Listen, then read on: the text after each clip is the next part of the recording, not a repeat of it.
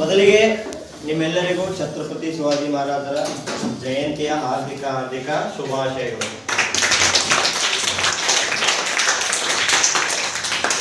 ಇಂದು ನಮ್ಮ ಸರ್ಕಾರಿ ಹಿರಿಯ ಪ್ರಾಥಮಿಕ ಶಾಲೆ ಭಾಲ್ಕೇಡದಲ್ಲಿ ಛತ್ರಪತಿ ಶಿವಾಜಿ ಮಹಾರಾಜರ ಜಯಂತಿಯನ್ನು ಆಚರಿಸುವುದರ ಮೂಲಕ ಇವತ್ತು ನಾವು ಛತ್ರಪತಿ ಶಿವಾಜಿ ಮಹಾರಾಜರ ಜಯಂತಿಯನ್ನು ಏಕೆ ಆಚರಿಸುತ್ತೇವೆ ಅಂತಕ್ಕಂಥದ್ದು ನಾವು ಮೊದಲು ತಿಳ್ಕೋಬೇಕು. ಹೌದಾ? ಛತ್ರಪತಿ ಶಿವಾಜಿ ಮಹಾರಾಜರು ಇವತ್ತು ಅವರು ಜನ್ಮವಾದಂತಹ ದಿನ. ಯಾವ ದಿನ? ಛತ್ರಪತಿ ಶಿವಾಜಿ ಮಹಾರಾಜರು ಏನಪ್ಪ, ಇವರ ತಂದೆ ಶಹಾಜಿ ಭೋಸ್ಲೆ, ತಾಯಿ ಜಿಜಾಮಾತಾ ಅವರ ಉದಾರದಲ್ಲಿ ಜನಿಸಿದಂತಹ ಶಿವಾಜಿ ಮಹಾರಾಜರು ಭಾರತವನ್ನು ಕಂಡಂತಹ ಅತ್ಯಂತ ಶ್ರೇಷ್ಠವಾದಂತಹ ಮಹಾರಾಜರು. ಯಾವಾಗ ಭಾರತ ಉತ್ತರದಲ್ಲಿ ಮೊಘಲರ ಆಳ್ವಿಕೆ ನಡೀತಿತ್ತು ಇದೇ ಒಂದು ಸಮಯದಲ್ಲಿ ಶಿವಾಜಿ ಮಹಾರಾಜರು ಏನಪ್ಪಾ ಅಂದ್ರೆ ದಖ್ಖನದಲ್ಲಿ ತಮ್ಮದೇ ಆದಂತಹ ಒಂದು ಸಾಮ್ರಾಜ್ಯವನ್ನು ಸ್ಥಾಪನೆ ಮಾಡಬೇಕು ಅಂತಕ್ಕಂತಹ ಒಂದು ಹಂಬಲದಲ್ಲಿ ಇದ್ದರು. ಇವರ ತಂದೆಯಾದಂತಹ ಶಹಾಜಿ ಭೋಸ್ಲೆ ಅವರು ಮೊದಲು ಬಿಜಾಪುರದ ಸುಲ್ತಾನರ ಆಳ್ವಿಕೆಯಲ್ಲಿ ಏನಪ್ಪಾ ಅಂತಂದ್ರೆ ಸಾಮಂತರಾಗಿ ಕೆಲಸವನ್ನ ಮಾಡ್ತಾ ಇದ್ರು. ಆದ್ರೆ ಯಾವಾಗ ಬಿಜಾಪುರ ಸುಲ್ತಾನರ ಇವರ ತಂದೆಯಾದ ಶಹಾಜಿ ಭೋಸ್ಲೆ ಅವರನ್ನ ಪುಣೆಯನ್ನವರನ್ನು ಬಿಟ್ಟುಕೊಟ್ಟು ನೀವು ಬೆಂಗಳೂರಿಗೆ ಏನಪ್ಪಾ ಅಂತಂದ್ರೆ ಅಲ್ಲಿ ಹೋಗಿ ನೀವು ಕಾರ್ಯಭಾರವನ್ನು ಮಾಡಬೇಕು ಅಂತಂದಾಗ ಇವರ ಪುಣೆ ಏನಿತ್ತಲ್ಲ, ಇವರು ಪುಣೆಯನ್ನ ಇವರ ಹೆಂಡತಿ ಜಿಜಾಬಾಯಿ ಮತ್ತು ಶಿವಾಜಿ ಏನಪ್ಪಾ ಅಂದ್ರೆ ಆ ಒಂದು ಪುಣೆ ನಗರವನ್ನು ನೋಡಿಕೊಳ್ಳಲು ಬಿಟ್ಟು ಹೋಗ್ತಾರೆ. ಮುಂದೆ ಏನಪ್ಪಾ ಅಂತಂದ್ರೆ ಪುಣೆಯಲ್ಲಿ ಇವ್ರು ಏನ್ ಮಾಡ್ತಾರ ಅಂತಂದ್ರೆ ಶಿವಾಜಿ ಮಹಾರಾಜರು ಚಿಕ್ಕ ವಯಸ್ಸಿರ್ತದ ಬಹಳ, ಏನು ಇವರು ಹುಟ್ಟುತ್ತಾನಪ್ಪ ಬಹಳ ಚಿಕ್ಕ ವಯಸ್ಸಿರ್ತದ. ಅವಾಗ ಇವರ ತಾಯಿ ಆದಂತಹ ಜಿಜಾಬಾಯಿ ಏನಿರ್ತಾರೋ ಈ ಜಿಜಾಮಾತಾ ಅವ್ರು ಏನ್ ಮಾಡ್ತಾರೆ ಅಂದ್ರೆ ಶಿವಾಜಿಯನ್ನು ಬಹಳಷ್ಟು ರಾಮಾಯಣ ಮಹಾಭಾರತ ಹೀಗೆ ಹಲವಾರು ಕಥೆಗಳನ್ನು ಹೇಳೋದ್ರ ಮೂಲಕ ಅವರಲ್ಲಿ ಏನಪ್ಪಾ ಅಂತಂದ್ರೆ ದೇಶಭಕ್ತಿಯ ಕಿಚ್ಚನ್ನು ಹೊತ್ತಿಸ್ತಾರೆ. ಯಾವ ಕಿಚ್ಚು? ದೇಶಭಕ್ತಿಯ ಕಿಚ್ಚು, ಧರ್ಮದ ಕಿಚ್ಚನ್ನು ಹೊತ್ತಿಸ್ತಾರೆ. ಈ ಒಂದು ಕಥೆಗಳನ್ನು ಕೇಳ್ತಾ ಬೆಳೆದಂತಹ ಶಿವಾಜಿ ಅವರ ಮನಸ್ಸಿನಲ್ಲಿ ಏನಪ್ಪಾ ಅಂತಂದ್ರ ನಮ್ಮ ಒಂದು ಭಾರತದ ಮೇಲೆ ಏನಪ್ಪಾ ಅಂತಂದ್ರ ಮೊಘಲರ ಒಂದು ಆಡಳಿತ ನಡೀತಾ ಇದೆ ಅಲ್ಲಪ್ಪ, ಹೇಗಾದ್ರೂ ಮಾಡಿ ನಮ್ಮ ಭಾರತದಲ್ಲಿ ಈ ಒಂದು ದಕ್ಕನ್ ಪ್ರಾಂತದಲ್ಲಿ ನಮ್ಮದೇ ಆದಂತಹ ಒಂದು ಸಾಮ್ರಾಜ್ಯವನ್ನು ಸ್ಥಾಪನೆ ಮಾಡಬೇಕು ಅಂತಕ್ಕಂತಹ ಒಂದು ದೃಷ್ಟಿ ಇಟ್ಟುಕೊಂಡು ಮರಾಠ ಸಾಮ್ರಾಜ್ಯವನ್ನು ಅವರು ಸ್ಥಾಪನೆಯನ್ನ ಮಾಡ್ತಾರೆ. ಆ ಒಂದು ಮರಾಠ ಸಾಮ್ರಾಜ್ಯವನ್ನು ಸ್ಥಾಪನೆ ಮಾಡೋದರ ಜೊತೆಗೆ ಏನಪ್ಪಾ ಹಿಂದವಿ ಸ್ವರಾಜ್ ಅಂತಕ್ಕಂತಹ ಒಂದು ಘೋಷಣೆಯನ್ನು ಕೂಗ್ತಾರೆ. ಆ ಒಂದು ಘೋಷಣೆ ಕೂಗುವುದರ ಮೂಲಕ ಇಡೀ ದಕ್ಕನ್ ಪ್ರಾಂತ್ಯದಲ್ಲಿ ಇರ್ತಕ್ಕಂತಹ ಎಲ್ಲ ಜನರಿನ ಮೇಲೆ ಹಾಗೂ ಸೈನಿಕರ ಮೇಲೆ ಬಹಳಷ್ಟು ಪ್ರಭಾವವನ್ನು ಬೀರುವುದರ ಮೂಲಕ ಉತ್ತರ ಭಾರತದಿಂದ ಬಂದಂತಹ ಮೊಘಲರ ವಿರುದ್ಧ ಇವರು ಮೊದಲಿಗೆ ಏನಪ್ಪಾ ಅಂದ್ರೆ ಎದ್ದು ನಿಲ್ಲುವಂತಹ ಪ್ರಯತ್ನಗಳನ್ನ ಮಾಡ್ತಾರೆ. ಇವರು ಕೇವಲ 15 ವರ್ಷ ಇದ್ದಾಗ ಏನಪ್ಪಾ ಅಂತಂದ್ರೆ ತೋರಣ ದುರ್ಗ ಅಂತಕ್ಕಂತಹ ಮೊದಲ ಕೋಟೆಯನ್ನ ಗೆಲ್ತಾರೆ 1645ರಲ್ಲಿ. 1530ದಾಗ ಇವರು ಜನನ ಆಗ್ತದ. ಅವರ ಹುಟ್ಟಿದ 15 ವರ್ಷಗಳಲ್ಲಿ ಏನಪ್ಪಾ ಅಂತಂದ್ರ ಇವರು ಒಂದು ಸಂಪೂರ್ಣವಾದಂತಹ ಕೋಟೆಯನ್ನ ಗೆಲ್ಲುವುದರ ಮೂಲಕ ಮೊಘಲರಿಗೆ ಏನಪ್ಪಾ ಅಂದ್ರೆ ಎಚ್ಚರಿಕೆಯನ್ನ ನೀಡ್ತಾರೆ. ನಾವು ದಕ್ಕನದಲ್ಲಿ ಬಹಳಷ್ಟು ಪ್ರಬಲರಾಗಿದ್ದೇವೆ, ನಮ್ಮ ಎದುರು ನೀವು ಯುದ್ಧಕ್ಕೆ ಬಂದ್ರೆ ನಾವು ಯಾವುದಕ್ಕೂ ಹಿಂದೆ ಬೀಳಲ್ಲ ಅಂತಕ್ಕಂತಹ ಒಂದು ಸಂದೇಶವನ್ನು ಕೊಡೋದ್ರ ಮೂಲಕ ಏನಪ್ಪಾ ಅಂತಂದ್ರೆ ತೋರಣದುರ್ಗ ಕೋಟೆಯನ್ನ ಗೆಲ್ತಾರೆ. ಅಷ್ಟೇ ಅಲ್ಲದೇನಪ್ಪಾ ಅಂತ ಬಿಜಾಪುರದ ಸುಲ್ತಾನರೊಂದಿಗೆ ಇವರು ಯುದ್ಧಗಳನ್ನ ನಡೀತಾ ಇರ್ತದ. ಬಿಜಾಪುರದ ಸುಲ್ತಾನರ ಯುದ್ಧ ನಡೀತದ. ಬಹಳಷ್ಟು ಶಿವಾಜಿ ಏನ್ ಮಾಡ್ತಾರ, ಒಂದಾದ ನಂತರ ಒಂದು ಕೋಟೆಗಳನ್ನು ಗೆಲ್ಲುವುದರ ಮೂಲಕ ಬಿಜಾಪುರ ಸುಲ್ತಾನ ಮತ್ತು ಮೊಘಲರ ದೊರೆಗಳೇನಪ್ಪಾ ಅಂತಂದ್ರ ನಿದ್ದೆಯನ್ನು ಗೆಳಿಸಿರ್ತಾರೆ. ಹಾಗಾಗಿ ಬಿಜಾಪುರ ಸುಲ್ತಾನ ಏನ್ ಮಾಡ್ತಾರ, ಸುಮ್ಮನೆ ಕೊಡಂಗಿಲ್ಲ. ಹೀಗ್ ಮಾಡಿದ್ರೆ ಶಿವಾಜಿ ನಮ್ಮ ಒಂದು ಸಾಮ್ರಾಜ್ಯ ಏನಪ್ಪಾ ಅಂದ್ರೆ ಅವನತಿ ಆಗ್ತದ. ಈಗ ಶಿವಾಜಿಯನ್ನ ಬಿಡಬಾರ್ದು ಅಂತಕ್ಕಂತ ಒಂದು ದೃಷ್ಟಿಕೋನ ಇಟ್ಕೊಂಡು ಏನ್ ಮಾಡ್ತಾರೆ ಅವರು, ಇವ್ರ ಮೇಲೆ ಯುದ್ಧ ಬರ್ತಾರೆ. ಯಾರ ಮೇಲೆ? ಶಿವಾಜಿ ಮೇಲೆ. ಸುಮ್ಮನೆ ಬರಲ್ಲ. ಅಫ್ಜಲ್ ಖಾನ್ ಅಂತಕ್ಕಂತಹ ಒಬ್ಬ ವ್ಯಕ್ತಿ ಸುಮಾರು 7 ರಿಂದ 8 ಫೂಟ್ ಎತ್ತರ ಅಂತಹ ಒಬ್ಬ ವ್ಯಕ್ತಿಯ ನೇತೃತ್ವದಲ್ಲಿ ಶಿವಾಜಿಯನ್ನ ಪಡಿಬೇಕು ಅಂತಕ್ಕಂಥ ಒಂದು ದೃಷ್ಟಿ ಇಟ್ಕೊಂಡ್ ಬರ್ತಾರ. ಬಹಳಷ್ಟು ಸೈನ್ಯಗಳನ್ನು ತೆಗೆದುಕೊಂಡ್ ಬರ್ತಾರ. ಎಲ್ಲಿಗೆ? ಮಹಾರಾಷ್ಟ್ರ ಪುಣೆ ಹತ್ರ. ಅವಾಗ ಬರ್ತಾ ಏನ್ ಮಾಡ್ತಾರ, ಸುಮಾರು 1 ತಿಂಗಳು 2 ತಿಂಗಳ ಕಾಲ ಏನಪ್ಪಾ ಅಂತಂದ್ರ ಯುದ್ಧವನ್ನ ನಡೀತದ.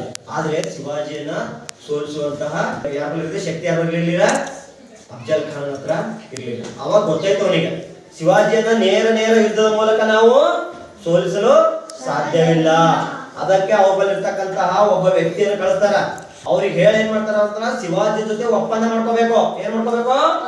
ಒಪ್ಪಂದ ಮಾಡ್ಕೋಬೇಕು. ಏನ್ ಒಪ್ಪಂದ ಮಾಡ್ಕೋಬೇಕಂತಂದ್ರ ನಾವು ನೀವು ಶಾಂತಿಯಿಂದ ಬಾಳೋಣ ಅಂತೇಳಿ ಒಪ್ಪಂದ ಮಾಡ್ಕೊಂಬದ್ದ. ನೀವ್ ಏನ್ ಮಾಡ್ಬೇಕಂತಂದ್ರ ನಮಗ ಅಫ್ಜಲ್ ಖಾನ್ ಅವ್ರು ನಿಮ್ಗ ಶಾಂತಿ ಮೂಲಕ ಒಪ್ಪಂದಕ್ಕೆ ಬರ್ಬೇಕಂತಂದಾಗ ಅಫ್ಜಲ್ ಖಾನ್ ಮಾತು ಏನು ಹೇಳ್ತಾರಲ್ಲ ಅವಾಗ ಶಿವಾಜಿ ಆಯ್ತು ನೀವು ಒಪ್ಪಂದ ಮಾಡ್ಕೊಳಕ್ ರೆಡಿ ಇದ್ರಿ, ಆಯ್ತು ನೀವ್ ಯಾವ ಜಾಗನ ಹೇಳ್ತೀರಿ ಆ ಜಾಗನ ನಾನು ಒಪ್ಪಂದ ಮಾಡ್ಕೊಳಕ್ ಬರ್ತೀನಿ ಅಂತ ಹೇಳ್ತಾರ.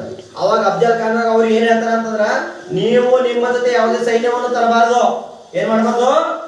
ನೀವು ಯಾವುದೇ ರೀತಿಯಾಗಿ ನಿಮ್ಮ ಜೊತೆ ಸೈನ್ಯವನ್ನು ತರಬಾರ್ದು, ನಿಮ್ಮ ಜೊತೆ ಆಯುಧಗಳನ್ನು ಇಟ್ಕೊಂಡು ಬರಬಾರ್ದು.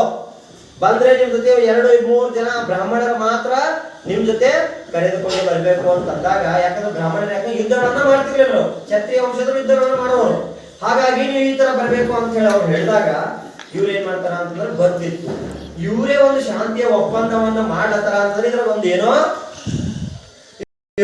ಅವಾಗ ಶಿವಾಜಿ ಏನ್ ಮಾಡ್ತಾರ ಅಂತಂದ್ರೆ ಏನೇ ಆಗ್ಲಿ ಅಂತ ಸ್ವಲ್ಪ ಮೈಯೆಲ್ಲ ಕವಚಗಳನ್ನ ಹಾಕೊಂಡು ವ್ಯಾಘ್ರನಕ ಹುಲಿಯ ಉಗುರಿನ ಏನ್ ಕೈಯಲ್ಲಿ ಹಾಕೋತಾರ ಆ ವ್ಯಾಘ್ರನಕವನ್ನು ಅವರು ಅವ್ರ ಜೊತೆಯಲ್ಲಿ ಇಟ್ಕೊಂಡು ಅವ್ರು ಹೇಳಿದಂತಹ ಒಂದು ಸ್ಥಳ, ಆ ಸ್ಥಳದ ಹೆಸರು ಏನಪ್ಪಾ ವಾಯಿ ಅಂತ. ವಾಯಿ ಅಂತಕ್ಕಂತ ಪ್ರದೇಶದಲ್ಲಿ ಅಫ್ಜಲ್ ಖಾನ್ ಮತ್ತು ಶಿವಾಜಿ ಮಧ್ಯೆ ಒಪ್ಪಂದವನ್ನು ನಡೀತಾ ಇರ್ತದ. ಒಪ್ಪಂದವನ್ನು ನಡೀತಾ ಇರುವಾಗ ಏನಪ್ಪಾ ಅಂತಂದ್ರ ಇಬ್ಬರು ಆಗ್ಲೋ ಬಗ್ಗೆ ಎದುರು ಬಿದ್ರು ಕೂತೇನಪ್ಪ ಅಂತ ಮಾತುಕತೆ ಮಾಡ್ತಾರೆ. ನೀವು ನಮ್ಮ ಮೇಲೆ ಇದು ಮಾಡ್ಬೇಡ್ರಿ, ನಾವು ನಿಮ್ಮ ಮೇಲೆ ಇದು ಮಾಡ್ಬೇಡ್ರಿ, ಆಯ್ತು ನಮ್ಮ ಇಬ್ಬರ ಮಾತುಕತೆ ಆಗ್ತದ. ಅವಾಗ ಈ ಮಾತುಕತೆ ಆದ್ಮೇಲೆ ನೀವ್ ಏನ್ ಮಾಡ್ತೀವಿ? ಇಬ್ಬರು ಕೈ ಹಾಕೋತೀರಿ, ಕೈಗೆ ಹಾಕೊಂಡ್ ಏನ್ ಮಾಡ್ತೀವಿ? ಅಪ್ಕೋತಿರಲ್ಲ. ಸೊ ಅಪ್ಕೊಂಡಾಗ ಅಪ್ಕೊಳ್ಳೋ ಸಮುದಾಯ ಏನ್ ಮಾಡ್ತಾನ ಅವರು ಇದು ಅಫ್ಜಲ್ ಖಾನ ಶಿವಾಜಿಯನ್ನು ಕೊಲ್ಲಬೇಕಂತಕ್ಕಂತಹ ಒಂದು ದುರುದ್ದೇಶ ಮಧ್ಯೆ ಇರುತ್ತೆ. ಅದಕ್ಕೆ ಅವ್ರು ಏನ್ ಮಾಡ್ತಾರ ಅಂತಂದ್ರೆ ಶಿವಾಜಿಯನ್ನು ಅಪ್ಪಿಕೊಂಡು ಏನಪ್ಪಾ ಅಂದ್ರೆ ಕೊಲ್ಲಬೇಕು ಅಂತಕ್ಕಂಥದ್ದು ಹಿಡ್ಕೊಂಡು ಅವನ ಹಂಗೆ ಅಪ್ಕೊಂಡೇ ಅವನ ಉಸಿರುಗಟ್ಟಿ ಕೊಲ್ಬೇಕಂತ ಹೇಳಿ ಅವನು ಅಪ್ಕೊಂತಾನೆ. ಅವಾಗ ಶಿವಾಜಿಗೆ ಏನಾಗ್ತದ ವಾಪಸ್ಸಾಗ್ತದೆ, ಇವ ನನಗ ಉಸಿರುಗಟ್ಟಿ ಕೊಲ್ಬೇಕಂತ ಅಂತ ಅನ್ಕೊಂಡು ಶಿವಾಜಿ ಏನ್ ಮಾಡ್ತಾನ ಅಂದ್ರೆ ಅವ್ನ ಬಳಿ ಇರ್ತಕ್ಕಂತಹ ವ್ಯಗ್ರ ನಖ ಏನಂತ ನೋಡು, ಆ ವ್ಯಗ್ರ ನಖವನ್ನು ತೆಗೆದು ಅಫ್ಜಲ್ ಖಾನನ ಹೊಟ್ಟೆಯನ್ನ ಹರಿದು ಅವನನ್ನ ಅಲ್ಲೇ ಒಂದಾಗ್ತಾನೆ. ಅಂದ್ರೆ ಶಿವಾಜಿ ಇರೋದು ಕೇವಲ 3 ಫೀಟ್, 7ರಿಂದ 8 ಫೂಟ್.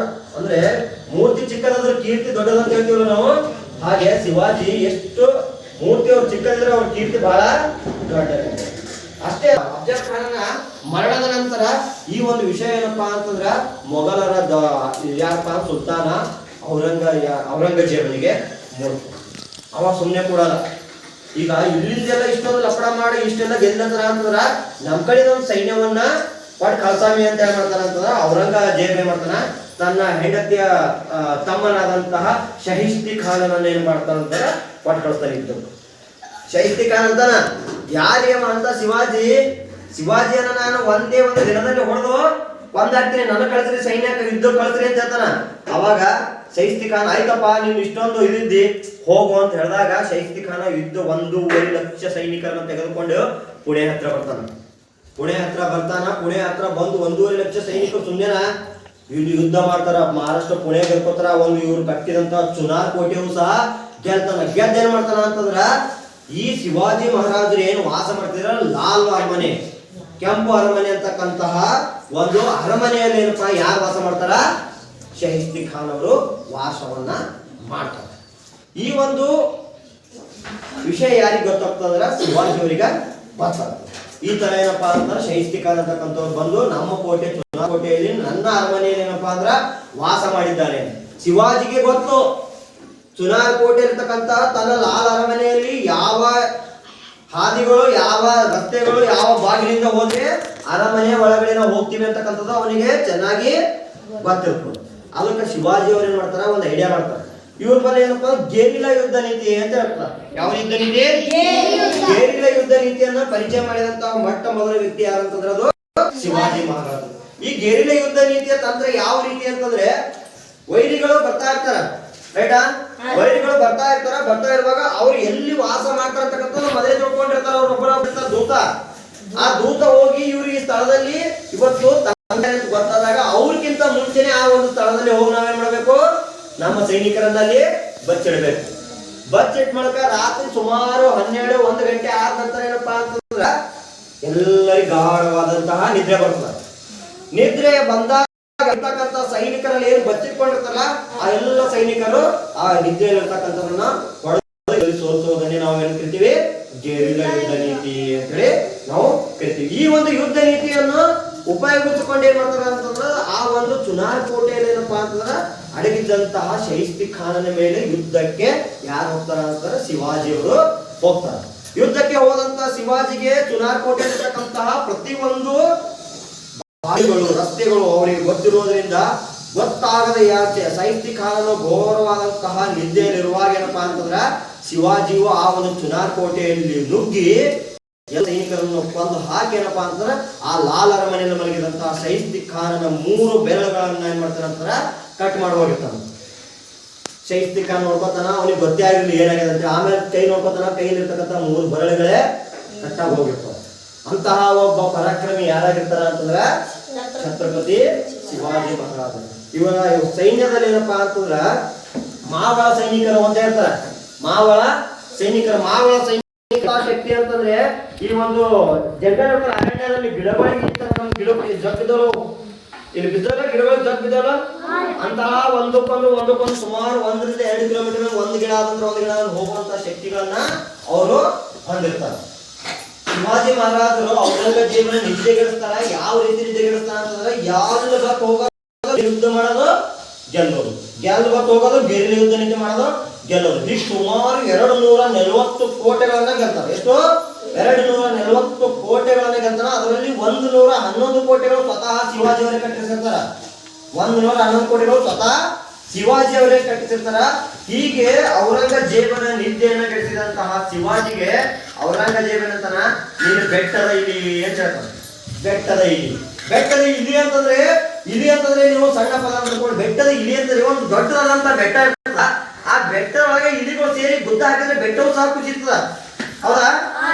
ಹಾಗೆ ನಮ್ಮ ಇಂತ ಒಂದು ದೊಡ್ಡದಾದಂತಹ ಸಾಮ್ರಾಜ್ಯ ಇದೆ. ಆ ಒಂದು ಸಾಮ್ರಾಜ್ಯ ನೀ ನಮಗೆ ಹೆಂಗಾಗಿದೆ ಅಂದ್ರೆ ಬೆಟ್ಟದ ಗುದ್ದಾಡ್ತಾಳು.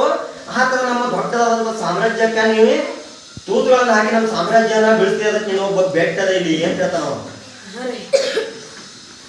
ಹೀಗೆ ಇವರನ್ನೇನಪ್ಪಾ ಅಂತಂದ್ರ ಮತ್ತೆ ಸುಮ್ಮನೆ ಕೊಡಲ್ಲ.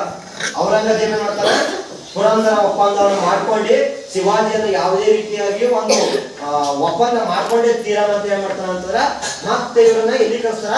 ಆಗ್ರಾಗೆ ಕಳಿಸ್ತಾರ. ಎಲ್ಲಿಗ? ಆಗ್ರಾ ಕಳಿಸ್ತಾರ. ಆಗ್ರಾಕ್ ಹೋಗ್ತಾರ. ಯಾರ್ಯಾರು ಹೋಗ್ತಾರ ಅಂತಂದ್ರ ಶಿವಾಜಿ ಮಹಾರಾಜರು ಮತ್ತು ಅವರ ಮಗ ಆದಂತ ಶಂಭು ಮಹಾರಾಜ್, ಸಂಭಾಜಿ ಗೊತ್ತಲ್ಲ, ಸಂಭಾಜಿ.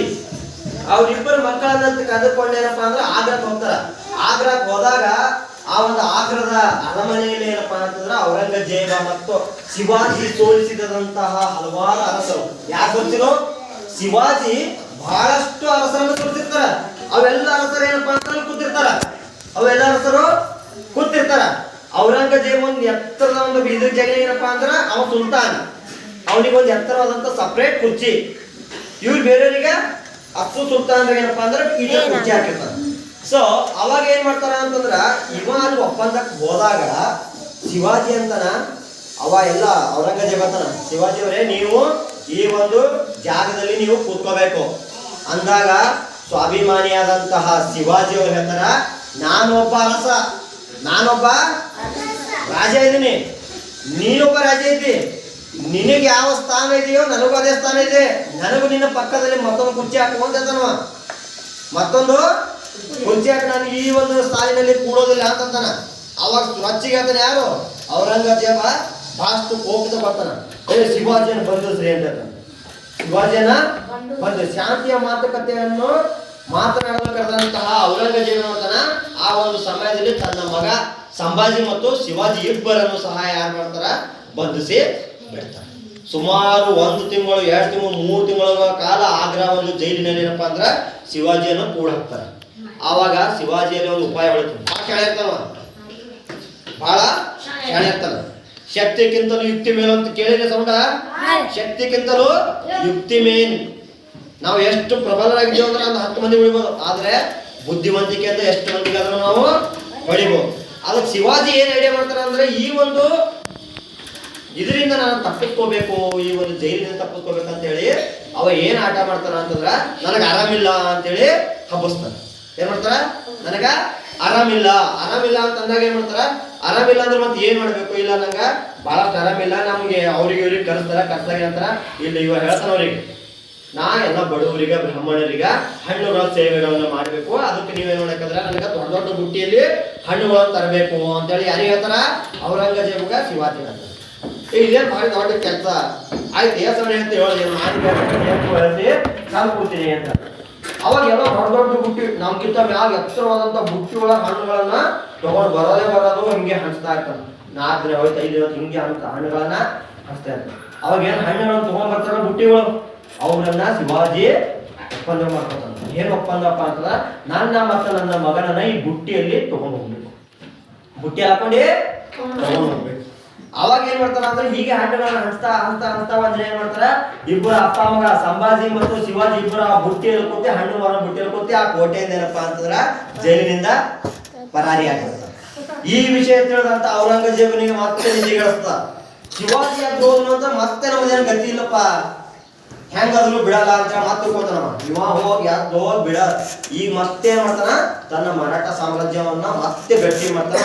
ಮತ್ತೆ ಹಲವಾರು ಕೋಟೆಗಳನ್ನ ಗೆಲ್ತಾನ. ಗೆದ್ದು ಸುಮಾರು ಏನಪ್ಪಾ ಅಂದ್ರೆ 1674ರಲ್ಲಿ ಅವರ ಪಟ್ಟಾಭಿಷೇಕವನ್ನ ಮಾಡಿ 1674 ಪಟ್ಟಾಭಿಷೇಕ ಮಾಡಿದ ನಂತರ ಅವರಿಗೆ ಯಾವ ಬಿರುದು ಕೊಡ್ತಾರ ಅಂತಂದ್ರ ಛತ್ರಪತಿ ಅಂತಕ್ಕಂತಹ ಬಿರುದು ಕೊಡ್ತಾರೆ. ಅಂದ್ರೆ ಹೀಗೆ 1680ರಲ್ಲಿ ಏನಪ್ಪಾ ಅಂತಂದ್ರ ಅವರ ಮರಣವನ್ನ ಆಗ್ತದ.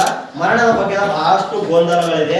ಹಲವಾರು ಹೇಳ್ತಾರ ಅವರ ಬೆನ್ನು ನೋವಿಗೆ ಮಣಿ ರೋಗ ಬಂದು ಸತ್ತು ಹೋಗ್ತಂತಾರೆ. ಕೆಲವರಂತಾರೆ ಇನ್ನೊಬ್ಬರ ಹೆಂಡತಿ ಸವರಾಬಾಯಿ ಅವರ ವಿಷಯವನ್ನು ಸೇವಿಸಿ ಕೊಂದು ಹಾಕಿದ್ರೆ. ಹೀಗೆ ಹಲವಾರು ಬಹಳಷ್ಟು ಮಾಹಿತಿಗಳನ್ನು ಗೊಂದಲದಲ್ಲಿ ಅವರ ಮರಣದ ಬಗ್ಗೆದಾಗ.